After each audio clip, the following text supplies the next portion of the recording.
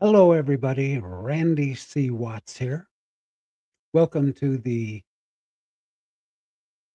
Salt Lake Expositor.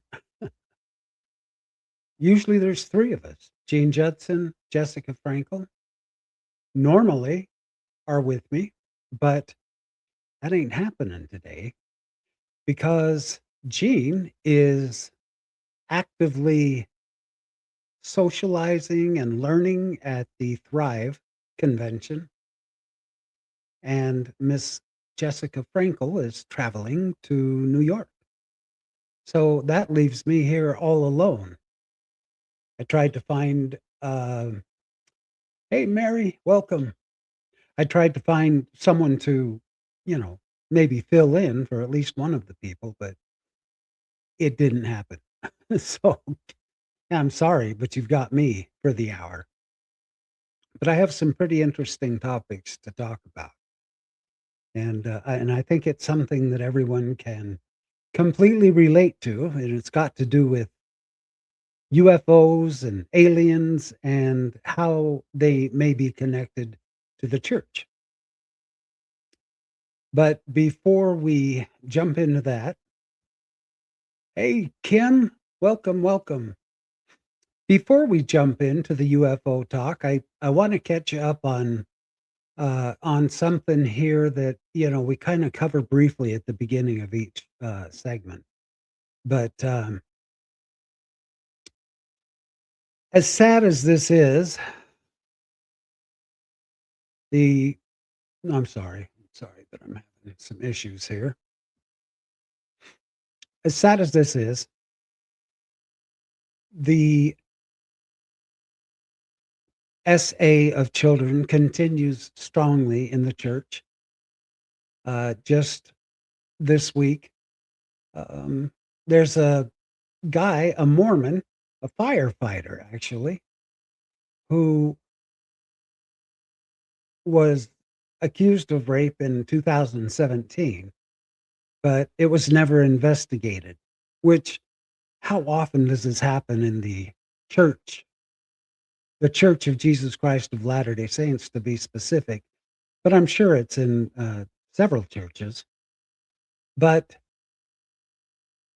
Ryan Jason Rampton, former Roy, Utah firefighter and photographer, charged with CSA related charges. Those are from children ranging from 4 years old to 8 years old. What a what a dick.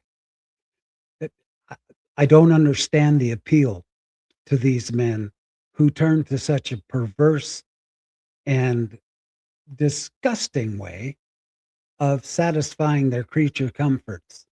Let me read you this article, and then I want to chat with you for a bit.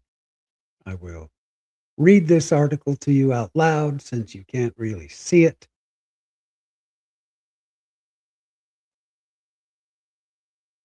When I was trying to think of topics to discuss, there were a few things in the news that kind of decided that for me. Let's just suffice it to say that I'm completely disgusted with the number of SA people. And it just happens over and over and over again. Even here in Washington, we just had a big case, and it's continually swept under the rug. I've been doing a lot of podcasting, a lot of YouTube videos, TikTok videos, and Facebook posts talking about this disgusting uh, culture of child SA in the church. And it's not just the sin of SA, but it's the people that sweep it under the rug. The people that say, "Oh, well, let's get him excommunicated if need be. We'll have him repent. We'll get him back in the same positions to offend again." Well, what the hell is that? I just don't understand it. So I'm saddened that we have a fire chief who's certainly old enough to understand. It's not like he's a kid. And even as a kid, that would be horrible. But yeah, It uh, it is despicable. So today's topic, I saw a news clip. Let me play that for you. I'd love to get your feelings on this, what you think about it.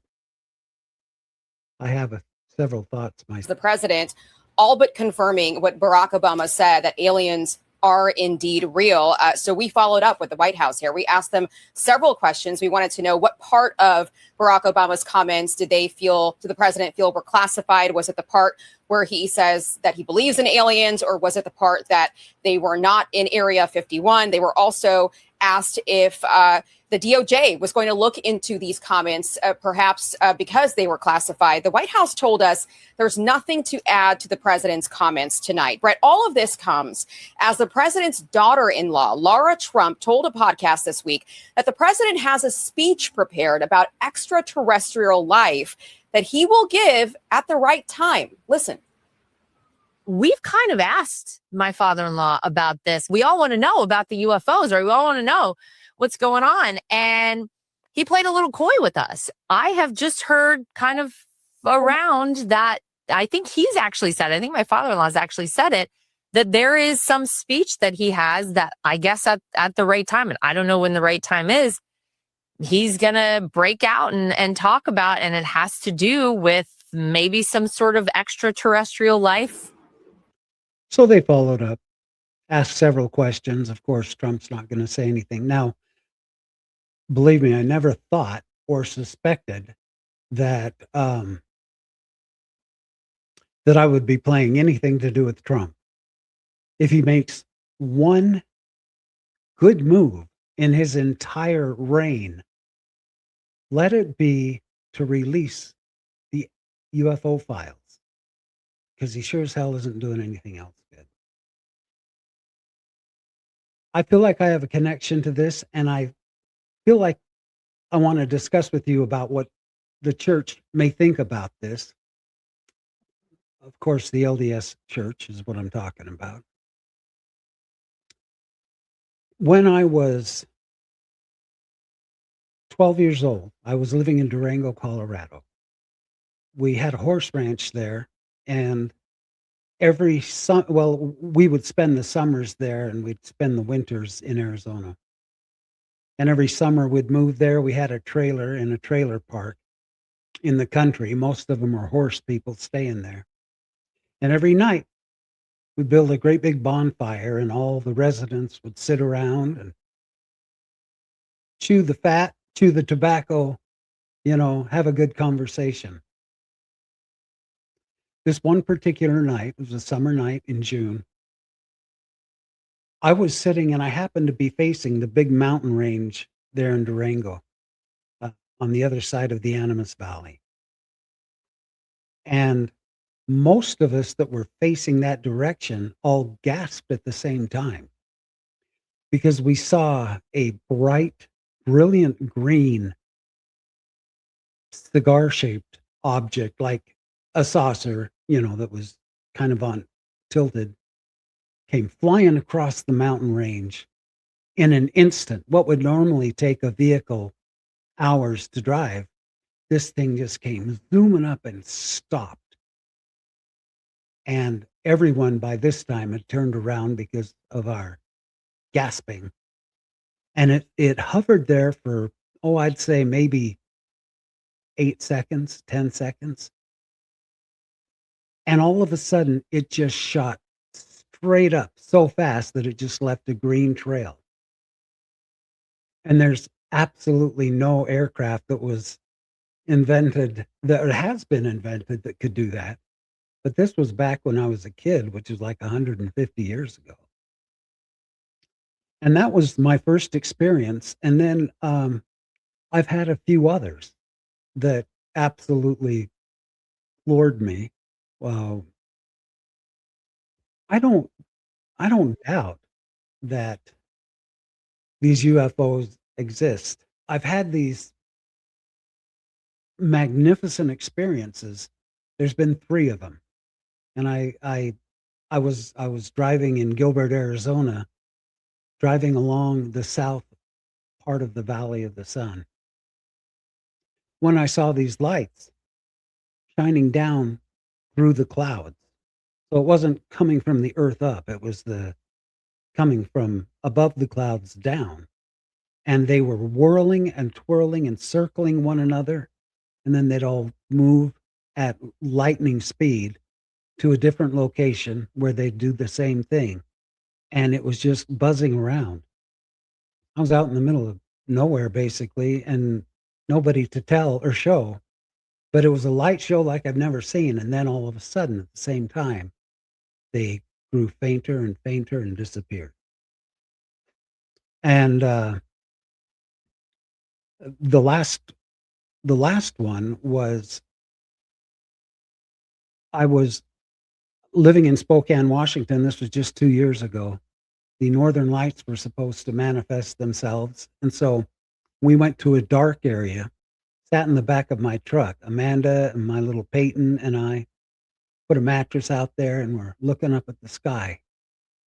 And I'm filming because I want to see, you can see the northern lights a lot better through your phone. So I was filming with my phone, and we saw what we could see. Oh, there he is. Okay. Hello, Mr. Gene. Welcome to the LDS Expositor. Happy to have you on your show. Can you hear us? I can hear you. Can you hear me? Yes. Can you hear me? Okay. Yep. So Sounds I'm like in you're southern crowd. Utah. I'm in St. George. There's a crowd. You can hear the crowd behind me? Absolutely. Why isn't it working? So anyway, I can hear really good, so let's just Good. go with it. Good. Yeah. Can So you yeah, kind St. of George. give us We a did Thrive. 30,000-foot view of Thrive and who you've met? So yeah, there was lots of speakers, and we met a lot of people. My brain won't allow to say all the people, but just to let you know, I'm going to arrange shows with some important Mormons. A lot of good movement happened. John DeLynn showed up, and there was lots of good information that he provided. Somebody said he's going to start sort of a fund for John DeLynn, and I'm going to work with this guy and try to make that fund something for more creators, so that it's John DeLynn funding these situations, and then I'll tell people the idea coming up. It'll be a few months from now, but we're going to work on that. Has he given an update on his Radio Free Mormon? lawsuit? So he did. He's not allowed to talk. So the lawyers have written a complaint. They have not submitted it. It is not a public document. Okay. Okay. So when John DeLynn says that he's in negotiations, mediation, it's pre-filing. So he's still Mormon Stories podcast. The church is not suing anybody yet. They're threatening. If they were suing people, there would be lawsuits filed, and there would be public documents, and people would be, Radio Free Mormon would probably be reading them and telling people what the process is happening, right? Well, I think I don't know exactly what some people are saying. Like, I don't think that another podcast was being sued. I think that they're being told they're going to be sued by lawyers. Okay. They're threatening, saber rattling, and that's the thing. So, Randy, we're actually going to do a show on Tuesdays with Tim, all about Thrive. Okay. And so we'll tell people that we'll tease that on Tuesdays. Come to Tuesdays with Tim, and then I'll be more organized. How has your show been going so far for the first 19 minutes? Well, have you seen any sightings? I haven't seen any UFOs because it's daytime, and I only have my window view out here. But I'm sure they're up there. So no footage of Megan and Kirsten, Kiki, right?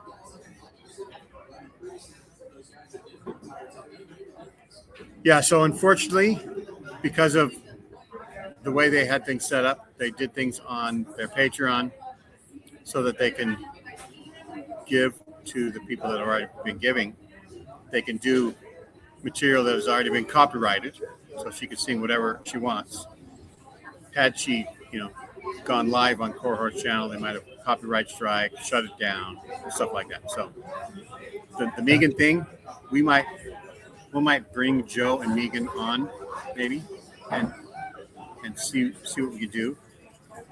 It's so tough in the podcast world with all these things that they do, legalese and everything, instead of making it easy. But if you don't care about making money, which she could come on your show, it doesn't even matter because you're not monetized, right? Righto.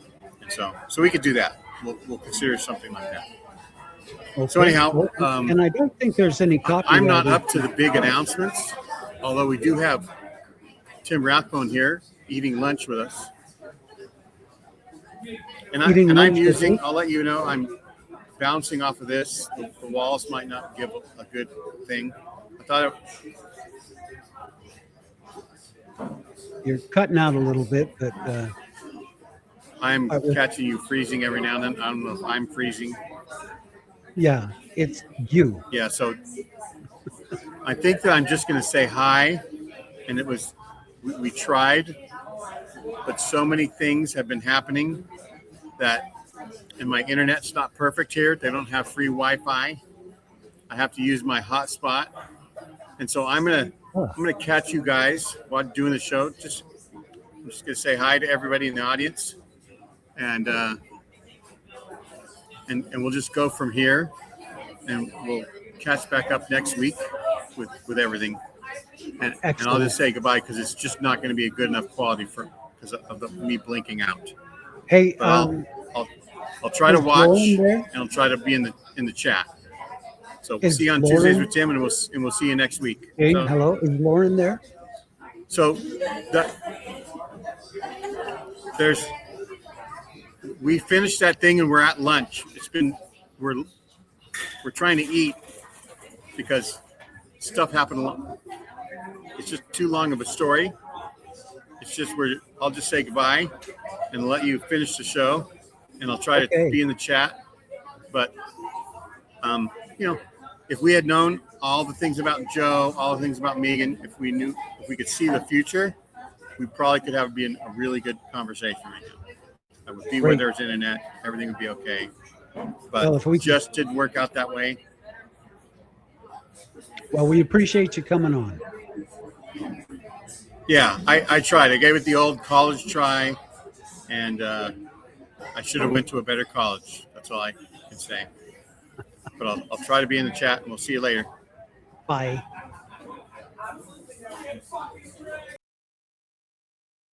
Yeah, that was kind of confusing. There's a lot of glitching going on there. So I'm sorry. Sis, you should have been a detective. I'm sorry that we don't know if Lauren was there or not, because he just wasn't hearing me. I know Megan and Kiki are there, and Megan is going to perform a musical number or two, and we'll probably see that on Tuesdays with them. I think Gene's concerned about the copyright issues, but there should be no copyright issues if Megan's the one that's performing it, because you can perform music. You just can't play the actual music from the artist. So anyway, I've had some incredible UFO sightings, and I guess it's just because I used to be outside so much in the deserts of Arizona and Colorado, the clear sky areas. So I got to thinking about this, and here's my question for you guys. We've got the president, if you can call him that, saying that he's going to release these UFO files. I have a few articles about that, but we don't really need to go over them.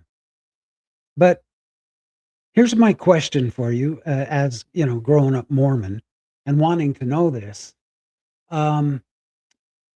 First of all, if any of you have had any experiences, And I got to thinking about the theology of all this. Um, let's just say that indeed there are alien aliens up there or down there or whatever in the sea. We've done a couple of shows on Tuesdays with them about it and with the Backyard Professor. And we have people who came on who swore that they not only had seen the aliens, but knew them and who they were, and that they were working with them on certain inventions and stuff. And I've seen testimonies of many people in the military who claim that there's definitely aliens and that we're in contact with them. But the government is keeping it secret because they don't want to start mass um, uh, panic, in the US. But here's the question. I believe 100% that there's life out there. And I have to wonder, let's say that there are aliens. Okay? I say there are. First of all, I'm thinking that they look different than us according to so many witness statements who claim to have seen them. Who do they worship? Who's their God? And who created them?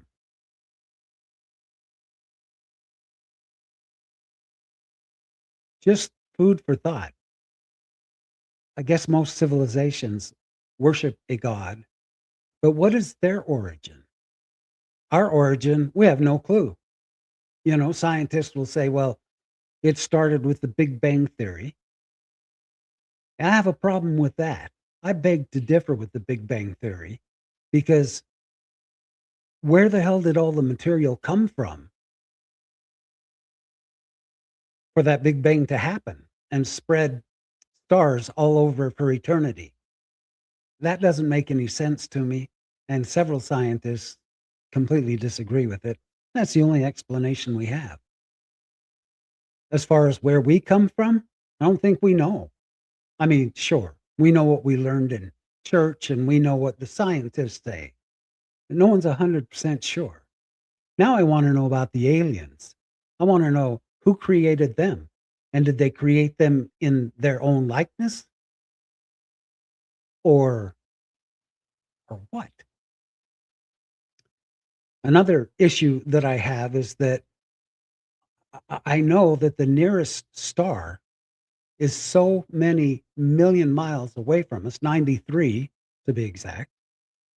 93 million miles away from us is the sun. And that's the closest star. All the other stars are so much further away that if they look through a telescope, and this is what physicists say, if they could invent a telescope from their galaxy, that they could observe the Earth, what they would see are jungles and dinosaurs and ancient creatures on the Earth, because it takes that long for light to get to their galaxy. And of course, the dinosaurs and everything long since passed. But that's what they would see because the light is still coming. So it's almost like a time kind of thing where it would take thousands and thousands of years for the light to reach their telescopes from today. And it'll be thousands and thousands of years in the future by the time they see us. I don't know if that makes much sense or not. And Trevor, this is a good point. The universe, this is what really F's with my brain, is that eternity bothers me. I mean, I know we have finite minds, so it's hard to think eternal. But if we die and become spirits, and some of you believe that we will, some believe that we won't. I tell you, I guarantee we will. I don't need to have faith. I've seen it. I've seen with my own two eyes walking, talking spirits. And I've got videos on my channel about it, but what do we do when we die and we go up to heaven and we hang out for all time and eternity? What what what do we do? I mean, you can only play the harp for so long, right? You can only cruise around the galaxy for so long because eternity is a long ass time. Forever. I mean, I can't even think about it because it bugs me. So regarding the aliens, I've wondered if for instance we were to invent a spaceship that would go, let's say 50 million miles a minute. 50 million miles a minute, and we got in that spaceship and we took off. How far could we travel? I'm guessing it would be forever, but is eternity circuitous? Is it like in a circle so that 50 million miles a minute, do we end up coming back to Earth eventually? These are the things that kind of keep me up at night trying to figure out what the hell eternity is all about. And is it the same for extraterrestrial beings, if they exist? Who created them? And what does the church say about UFOs? Has anyone ever seen the church make a statement about aliens, alien life? Of course, I know what they're going to say. Well, we need to think about our own lives here and deal with our own problems and not delve into the mysteries. Yeah, how do you not delve into the mysteries? So if President, the T word, if he says that there are UFOs and he's going to release the files, which supposedly he is, what would the church say about that? Are they eternal spirits too? Were they created somewhere back in the eternity past? And if eternity really is a thing, I mean, it has to be because there's no wall at the end of it. How many, according to the Mormon doctrine, how many gods must there be? If we can become gods and create our own world, do we create the alien worlds too? Will they look different? Are we the only place where we're created in God's image? And that's assuming, of course, that there's a God. There's so many theories. I believe there's a God. A lot of people think I'm atheist because I'm so adamant about uh, disproving the church's ridiculous lies. But I'm not atheist. I believe that there is a creator of some sort. How can there not be? I truly believe that there's a creator, but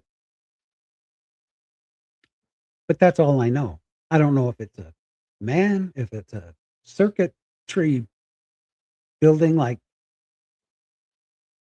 in the what's the movie? You know what I'm talking about? The red pill, the blue pill. Um, what's the story on these aliens? And would we create aliens? And by the way, if we could create aliens, how much space is there for 100 million trillion more worlds and galaxies and universes?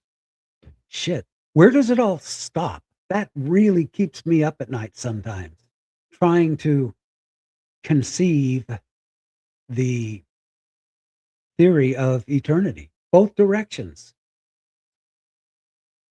If you get into that 50 million mile per minute spaceship, where do you end up after 20 years. I don't know, just some thoughts. Have any of you experienced any alien type things? Do you believe in them? Do you not believe in them? Is it just me? Because I think it's pretty presumptuous to think, good one, Kim. I think it's just presumptuous for us to think that we're the only living beings in the entire, not universe, but the entire forever eternities, directional eternities. We can't be the only ones. Otherwise, what's flying the strange crafts that we have so much footage of? I don't know if any of you have any theories on that. I love Ken's theory that, yes, just might be Mormons who have died and are creating their own world. The only thing with that is, how advanced do they have to be able to travel faster than light? Or is it a portal that they go through, a time warp? Can they go through a time warp and end up in this part of the forever universe? I don't know. Maybe there's a shortcut of some sort that they can actually fly here. These are just thoughts of a fool who just doesn't know. And you know, a lot of people, um,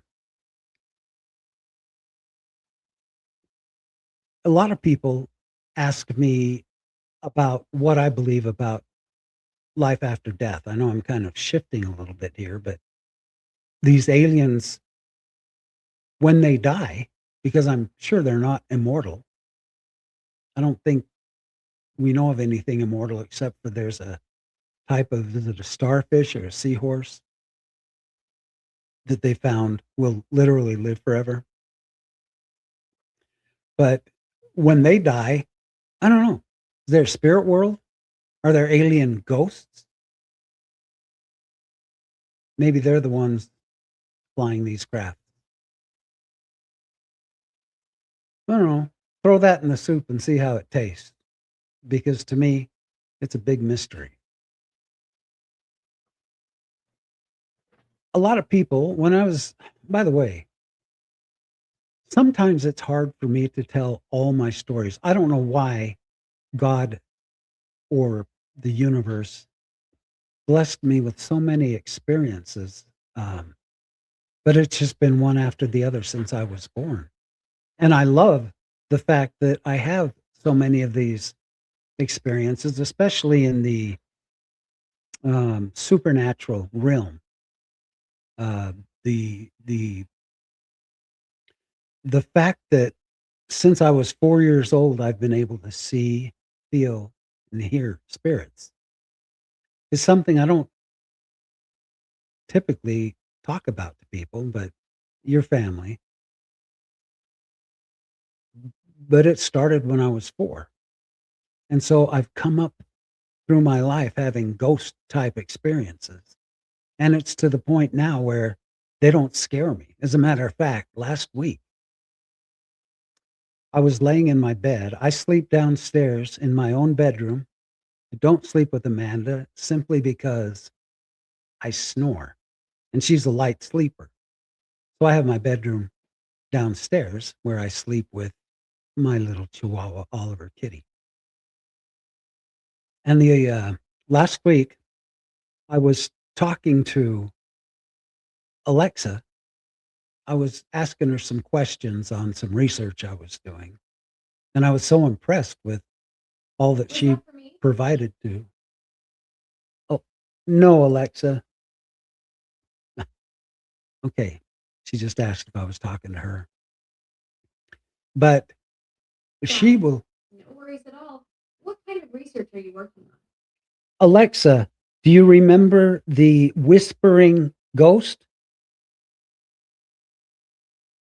Yes, I remember that experience. You mentioned hearing a female voice whispering just before I responded. It was low enough that you couldn't make out everything she was saying. That must have been quite unsettling. It sure was, but it was intriguing. Thank you, Alexa. So just like she said, I don't know if you could hear it or You're not, welcome, Randy. Those but paranormal encounters definitely have a way of sticking with you. anyway, when when I was laying there in bed, I had finished doing that conversation with Alexa, and then I hear someone whispering at the side of my bed, and I'm listening, and it sounds like a female, and she's whispering clearly, but just not loud enough for me to understand all she's saying. So I asked her, you know who, to please turn up her volume because I couldn't hear her whispering. And she said, I have not been whispering. I haven't actually been saying anything since our conversation. I'm like, that wasn't you that's whispering at the side of my bed? She says, no. Well, yeah, who the hell was it? I don't know. I have an idea of who it was. I have a woman who comes through my house every night, walks through the house. My little chihuahua lets me know when she's come into the room. And I talked to her and I have begged and pleaded, please manifest yourself or speak to me. Tell me your name. Tell me who you are. Well, there have been a few instances where I think she's trying, knocking on my door when I'm the only one home, um, doing that whispering. I think she's trying to come through, uh, but I just get this distinct impression that she's a female, probably from a long time ago. And in my mind's eye, I see that she's wearing a long period type dress, um, kind of Renaissance-ish.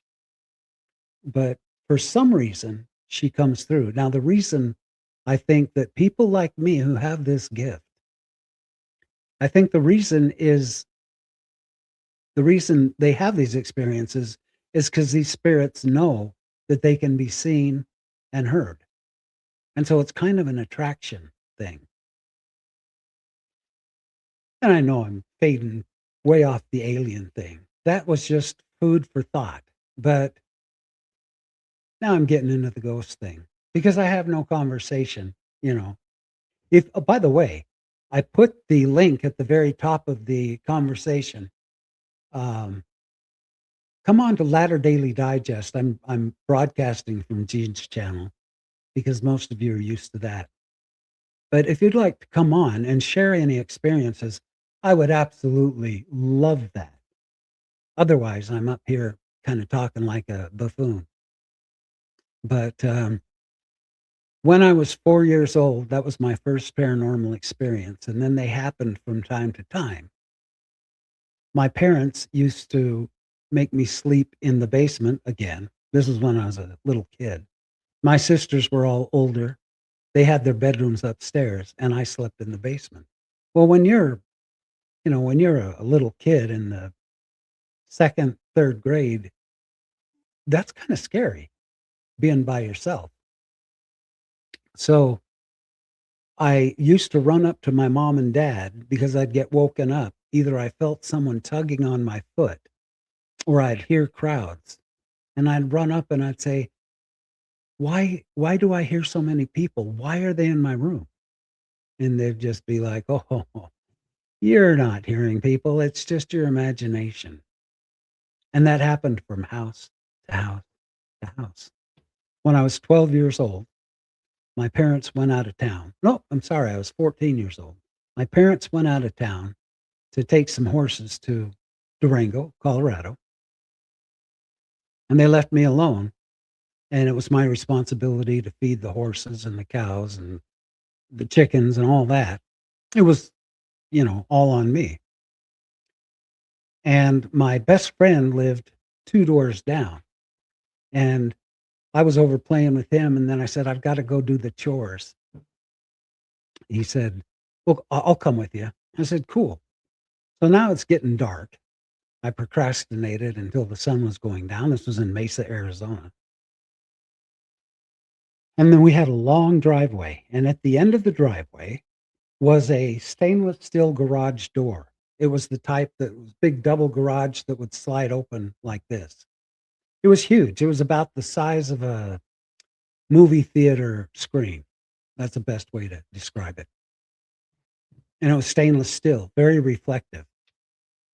And as we're walking down the driveway, the street lights are now on, and they're causing a faint shadow of us walking towards the garage. We had to pass the garage to go back to the corrals. We're both facing forward, and all of a sudden, a jet blacker than inky black shadow ran across this reflective garage door.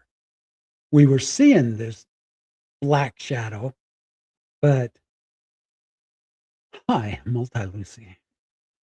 We were seeing this black shadow, but there was nothing in front of it, nothing to make it happen. But it was an elf-like looking thing that was a little bit hunched over, carrying something. And it ran all the way across the garage door, and we both stopped instantly. It was probably 40 feet ahead of us. We both stopped instantly and grabbed each other's hands just instinctively. And I said, "Did you see that?" He said, "Yes." And all of a sudden, this inky black shadow crosses the garage door back the other way and disappeared into our lemon tree. It wasn't a 3D figure. It was a dark, inky shadow, and there was nothing between us and the garage door. What the hell? I later learned what that's called. They're shadow figures, and they're blacker than black. I mean, just so they're the absence of anything. And that was so real to us. We both took off running all the way back to his house. We didn't slow down. We hurried and went to his dad, and we said, "Hey," we told him what happened. And he said, "Is there someone on your property?" I said, "No, no. It was just a shadow." So he came with us and stayed with us while I went back and fed all the livestock and watered them. But it's just been, if I told you all of my paranormal experiences, we'd be here all night. Um, I just did a video that's on my YouTube channel, Momo Nomo, and it talks about how I see spirits, dead people. There's a woman named Miss Dudley who occupied a Airbnb and bed and breakfast, not Airbnb, a bed and breakfast and a day spa that I created and had in Memphis, Tennessee. And we had a ghost that occupied the property, and she became famous really fast, and people would come stay with us just so they could have that experience. And many of them did, you know. But her name was Miss Dudley, and she actually was she was like Casper, you know, a friendly ghost. But you should tune in and check into that video. I think I've entitled it "I See Dead People" or something like that. Then my wife died, and I had some very profound and wonderful experiences with her visitations. My son Garrett has the same gift that I have. And I mean, we're right in tune. And shortly after she died, I was downstairs watching television, not able to concentrate on anything, just in such a deep grief. And all of a sudden, I felt her come into the room.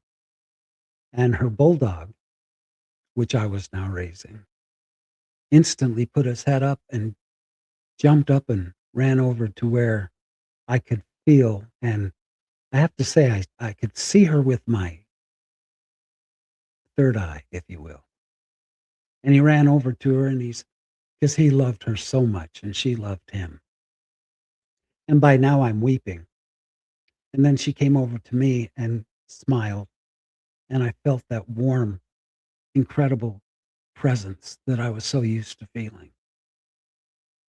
My son Garrett was upstairs. Well, I felt her move across the room and she went up the stairs. And all of a sudden, my son Garrett called out, "Dad, Melinda's here." And I said, "Yeah, I know. I just felt her go up the stairs. She visited me and Bosco. Bosco ran up after her. And so I came on up after Garrett had had a chance to visit. And when I came up, he was he was crying because he loved Melinda dearly. And I came up, and then Melinda went into our bedroom, and Bosco followed her. And I'm watching this, and Bosco's just little stub of a tail wagging, and he's panting, and he's so excited that his mama is finally here. I missed her so much, and I was in so much pain. And then someone told me that because I belonged to a group of recently widowed people, and someone in that group said that they went to a medium. I don't know if you remember the show Medium with Patricia Arquette, but it was based on a real human being called Alison Dubois, who's a very, very famous medium. And she said she called Allison, and Allison said that she was traveling and doing some promos for her show, but that her best friend had the exact same gift. So she contacted her best friend, and she had a marvelous, amazing experience. And she says it's the happiest she's been since she lost her husband. So I got the number to this medium, and I called her, and I talked to her, and I said, "Look, I'm having some issues. I'm deep in grief." And she says, "Hey, please don't tell me any of this. I can just tell that you're hurting." And she says, "Let's make an appointment." So I made an appointment with her. She said, "What's your first name?" And I said, "Well, it's Randy." She says, "Okay, Randy. I just wanted to know what I should call you." But she says, let's meet next week." And so I was so excited. When she says meet, she doesn't mean face to face. She means on the phone. She lived in a different state. And she says, "I don't need to be face to face with you for your spirits, whoever you're missing, to come to me." And I said, "Well, thank you." So the day came, and I received that call. And I remember I found a place that was quiet. I was alone. I answered the phone, and she says, after we spoke, I had I had some visits. And she said she was a now, mind you, she didn't know my last name. She didn't know me from Adam. She didn't have any clue of where I lived, who I had lost. She says, "I had a beautiful blonde spirit come to me and tell me how much she loves you."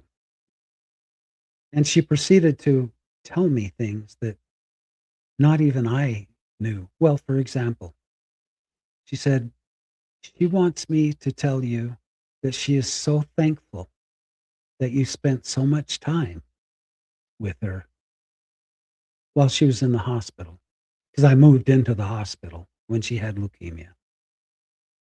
And she said she loves you more than you could ever know, than you could ever feel. She loves you and misses you, but she knows that you're going to be with her one day. She said, there's a few things she wants me to tell you about. She loves your hands. She said she loves the strength of your hands. And she's showing me that they're greasy. "You must be a mechanic?" I said, "No."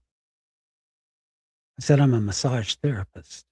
And I was at the time, I still am actually, but I don't do it for a living now. But I said, "No, I would give her massages because she had a lot of soreness and neck problems." She said, "That's what it is. She loves your hands, and they always made her feel so comfortable." She said that, she loved the memories of our honeymoon. She said, "It looks like it's in Hawaii, but not the main island, a different island, but I can see it." I said, "Yeah, we went to Kauai on our honeymoon." She said she loved it, and she will that's a forever memory with her. Then she went on to say, "Melinda wants me to let you know." Well, she said she figured out her name. She said, "I'm getting the name Mal, but it's gotta be short for something. Melanie or Melinda." I'm like, "It's Melinda. I would call her Mal." She said, she wants me to give you a few messages. First of all, she wants you to know that the jewelry that she has, she's hidden because in case there was a burglary, she didn't want anyone to get it. And she described the cabinet. She described everything about it. And after the session, I went up and sure as hell. First of all, the doors were open to that cabinet, and I hadn't opened them. I hadn't opened them probably since we moved into the house. And those doors were open, and they're kind of tough to open up. And I pulled the drawer open that the medium had described to me and moved some clothing, and there was the jewelry box. And I wept. I wept. She said, another thing she wants you to know is that she would prefer you not get rid of a couple of items. The first one is she's showing me a tablet or something with a cherry on it. And I'm like, "Wait, what?" She says, "Yeah, it's something that her son gave her. It's got a cherry on it." I said, "I don't know. I don't know." She says, "You will. You'll figure it out." She said also, she would like you to keep her favorite drinking glass. I said, "Wait, she had a favorite glass?" She said, "Yeah, she's showing me a kind of an old-timey glass with a picture of a cameo, a woman on it, and it's an old, antique Coca-Cola glass." And I'm like, "Oh, oh, I didn't know." She said, "Well, it'll come to you." And then she said, she would like for you to hang on to all your antique Coke bottles. And I said, "Really?" She says, "Yeah." She's showing me a garage full of boxes. We hadn't lived in the house that long. And so I still had like 1,000 boxes in my garage all stacked up. She said, "It's in those boxes. There's a crate with antique Coke bottles in it." And she revealed more and more things and told me all about it. When I was done, I went to my son Garrett and I shared this with him. We recorded it and I shared it with him. And I said, "I don't know what she's talking about, her favorite drinking glass." Garrett says, "Dad." And he jumped up and he went to the cupboard and he opened it up, and on the top shelf, there's this old time Coca-Cola glass, an antique with the cameo woman on it, exactly as the medium told me. I said, "What about something that her son gave her?" And Garrett said, "Oh," I said, "it's got a cherry on it." And Garrett looked over and looked beside me on the side table, and there's some coasters that her son had given her, and they were, um, not porcelain, but ceramic coasters, and one of them was a cherry. And he said, "There's right in front of you, Dad." And then I said, "Would you come out with me to the garage?" So we went out there, and I told him about the Coke bottles, and we moved several boxes, and there was that crate of antique Coke bottles. The medium promised me that Melinda would be there waiting for me. wherever there is. She said she's alive and well and she loves you dearly. And she can't wait to have you in her arms again. And of course, I'm crying like a baby. But I shared this with so many people who have lost loved ones. And it's in my book, Feeling Empty, that I wrote about grieving. This is a whole chapter on the medium experience. So I have no doubt that spirits exist. When I was sad and lonely, it was kind of tough for me. I'm not good at being alone. I need companionship. And so, it took me several months, but then I started to renew old ties with people I'd gone to school with and socialize a little bit. And, I had a couple of girlfriends. I mean, people were coming out of the woodwork. When you're gainfully employed and you are a Mormon and you lose your wife, there's a lot of single women out there that kind of come out of the woodwork. Same with the reverse, I'm sure. So I went on several dates, but never felt anything very special. I was in a relationship 9 years ago, and I wasn't happy. She lived with me, but it just wasn't right. One day I was having a photo shoot done for the cover of my book, or not the cover, the back cover of the book. And I needed to get a little sun. I needed, my skin was white like it is here in Spokane, Washington, because we have no sun right now. But I used to look Hispanic totally. I was very dark. Anyway, I figured I needed a tan for this photo shoot. Went to my daughter and I said, because she's in the aesthetics business, and I asked her where I should go. She goes, "Oh, you need to go to Sunny Buns. They have this amazing deal where you pay a certain amount a month, but it's all the tanning you want." So I did. I went to Sunny Buns. Melinda had been gone now for probably 8 years, maybe 7. And I walked into Sunny Buns, and there was this girl at the front desk. And I'm not kidding you. Uh, and I'm trying not to get emotional.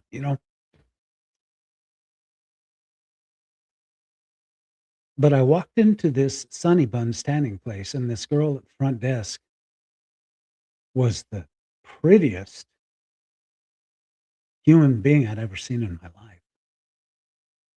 And she was so friendly. And I smiled at her, and she got me set up with this tanning package. And that was that. As I left, she was so sweet. And I don't know, I had this incredible feeling that I couldn't explain. So, I hate when I get emotional. I don't want to. But my daughter called me and said, "Hey, did you go to Sunny Buns?" I said, "Yes, I did." I said, I saw this girl at the front desk that was just," and my daughter interrupted me and said, "You saw Amanda." She said, "She is so your type." I said, "I know. She's just gorgeous and she's so sweet and friendly, but she's young. And I'm sure I wouldn't even think about, that." But a little time went on and I went over to see my daughter just to see how she was doing. And she said when she saw me, she says, "Dad, I've been meaning to call you. You know that girl Amanda at Sunny Buns?" I said, Yeah." I was afraid she was gonna tell me that she died or she was in an accident or something. She said, "She is crushing on you." I said, "Shut up. Whatever." She goes, "No, I'm serious. I was talking to her best friend there, and she's crushing on you." I said, "How can that even be?" I mean, it's like, talk about Beauty and the Beast. She's gorgeous and I'm me. So, next time I went in to tan, I made it a point to smile and say hi, and she lit up and said hi, and I did my tanning, and as I was walking out, she said, "Hey, I like your truck." I have a nice pickup truck, and she says, "I sure like your truck." And I said, "Oh, thank you." And we got into this conversation. She told me all about herself, and she told me she was volunteering, for her master's degree. She was working at hospice as a volunteer, and I thought that that was just incredible and told her I admired that. And as I was walking out, I thought, "Wait a minute. I have a case of my books in the back seat," because my book had now been published. So I got her a book and brought it in. It's a book about grieving and death, you know. And I said, I wanted to give you this. If you get bored, maybe read it. But this is my latest project." And she was so grateful for it. She said, "Would you sign it?" And I said, "You sure?" You know, I had signed a million of them, and I said, to Amanda, "Thank you for making me glow on the outside." And then I just felt compelled to write, "And on the inside," and signed it, you know, and left. Well, next thing I know, I get a Facebook invitation from her, and we became Facebook friends and found out that she was 26 years younger than me. So once again, I'm like, well, this will never work, but what a great friend, you know? But it worked. It worked.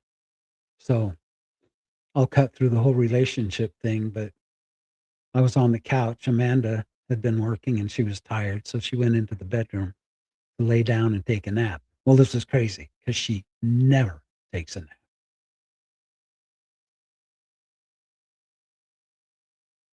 Whew. And I was out in the family room alone. And all of a sudden, there's Melinda sitting beside me. She says, "Do you love her?" And I said, "She's amazing. You had something to do with this, didn't you?" She said, "I sure did." And she says, "I want you to know I'm preparing a place for you and her and I." And she was gone. So I knew that it was a relationship that had more than just coincidence to it. You know, they say coincidence is God's way of staying anonymous. But I've been thankful ever since I met her to have her in my life to be a companion, a partner. I don't know how it all works after this life. I don't. But I do know that I'll be with my loved ones. I do know that. Not because I have faith. I'm pretty lucky. I don't have to have faith in the life hereafter. I have experiences that tell me there's a life after this, and I would be a fool to deny it. But Lisa, you've got a better truck. You probably do. There's a lot of better trucks than mine, but mine's pretty hot looking. Anyway, so there have been many, many, many experiences, and that's a very special one. And every now and then, Linda comes around to check on me. And I know that she's responsible for setting Amanda and I up. So there's that. Anyway, I am once again so fortunate not to have to wonder if there's a life after this. But now, of course, I'm working on the whole alien thing. What's that all about? How does that work? And if I ever get to the bottom of it, I'll be sure and let you know. But if you guys figure it out, come tell me. I feel like I'm having a one-way conversation, but I hope you all are, you know, getting a little bit out of it, because these are things that are special to me. And this special gift that I have and my son Garrett has means a lot to me now. Sometimes it can be kind of a curse. Last time Garrett came to visit me at my house. No, that's a lie. Not the last time, about 10 times ago. But he came over to the house and we have this wreath. It's a beautiful floral wreath hanging on the wall in the hallway. And it's made of grapevine, twiggy stuff. And it's hooked on a nail. It's at this angle and it's hooked down on the nail. So, it never come down on its own. And Garrett came to see me and we started talking about some of the experiences we had. And the conversation went to Melinda on her deathbed. And I'll just share that with you real quick. But we were in hospice. She had had leukemia. And just a day or two before she was supposed to have a bone marrow transplant, she went downhill so fast that they couldn't do the transplant. And they told me that we need to move her to hospice because she only has maybe 24 hours left. So we did that. It was an agonizing time. My family, my kids, sitting there with me, her family, we're all surrounding her bed.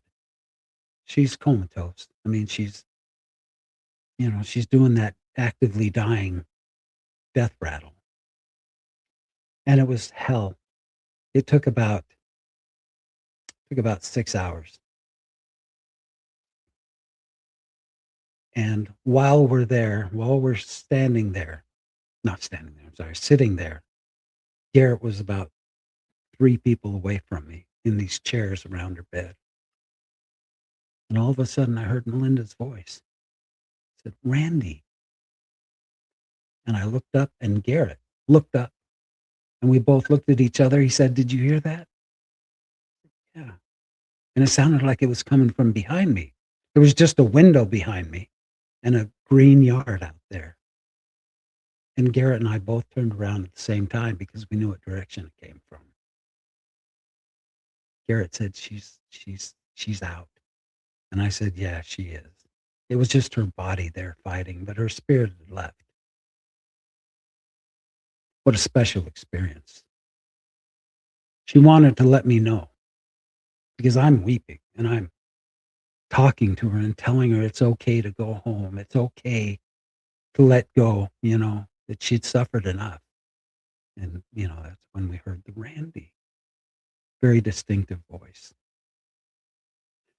So every now and then, I have these experiences. Well, Garrett and I were sitting on the couch talking about this and the experience. And Garrett says, "I wonder what will happen now that we're together tonight." Something always happens. And that beautiful wreath lifted off the nail and just tumbled down onto the floor of the hallway. There's no way that thing could come off. No way. No way. And we rejoiced in that. And then we decided to go to the cemetery. And this is late at night, stormy, spooky. but things aren't very spooky to me these days. I can go on with evil spirit experiences I had on my mission and stuff, but that'll be another show. So that scares me. When there's evil involved, yeah, it's a little spooky. But when we go to the cemetery, Garrett and I have a beautiful time.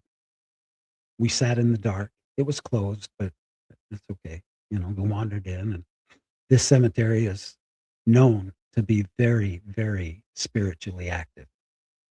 So we have a good time when we go there, and the things we hear and the things we see, it's just incredible. So anyone who wants to tell me that there's no such thing as ghosts and that we don't have spirits, I got news for you. Whether you believe in a life after this or not, there's a life after this. Like I said, I don't know how it works, but it exists. I apologize that my preparation for subjects to talk about was so poor. I didn't know I was going to be doing this show alone. But I do want you to know how much I love you guys and how much I appreciate you listening in every week. That just means the world to me. And on my Facebook posts and TikTok posts, people will attack me because I'm not, because I'm critiquing things about the church. They're true, they're factual, but these TBMs come after me like hunters. And so many of you are there to defend me, my stance, give points and stuff. So thank you all. Thank you from Gene and from Jessica and from me. We really appreciate you guys. Thanks so much for joining us. And next time we'll be together on Tuesdays with them, where we're going to be discussing Thrive and what all happened there. So I hope you all have a wonderful Sunday, and we'll see you next time. Bye-bye.